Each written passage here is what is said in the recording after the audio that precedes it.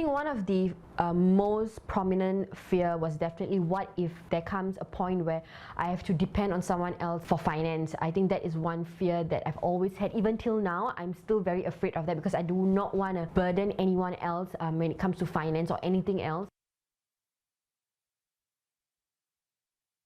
So I asked you guys on Instagram on which future finance scares you the most, and trust me, I got a lot of responses, and you know what guys, I completely feel you. I'm going to read out some of them right now. So some of you guys said study loan. I've been there before guys. Buying a house. I know a lot of my friends are going through a turmoil because of this. Worried about not earning enough and unstable job due to pandemic. Wedding expenses. I know it's going to be tough.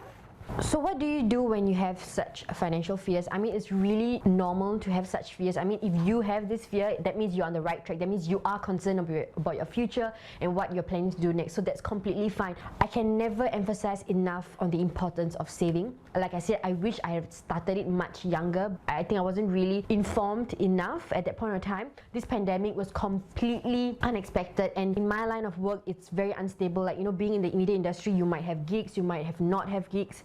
And there are times where I'm just at home like for a month and I don't have income coming in, but thanks to my saving, I have something to fall back on. So I think it's about how you make minor changes to your whole financial system so that you don't have to fall back in a very dark place. You can't compare your timeline with someone else's timeline. Like, they are moving at a different speed, you are moving at a different speed. So it's okay if they're getting married, you just be happy for them. You will have your time, because maybe right now your focus is probably on something else, on your career or whatsoever. So it's completely fine. If anybody is going to pressure you to do something, you just ask them for the money lah. Then, you know, they'll probably not say anything anymore. Whether you like it or not, you are going to be worried about your future. But what you got to not do is overthink about your future. Just remember, have a plan. Like, you know, you have a timeline. When I was much younger, I told myself, okay, probably by the age of 25, I want to save enough to get a car.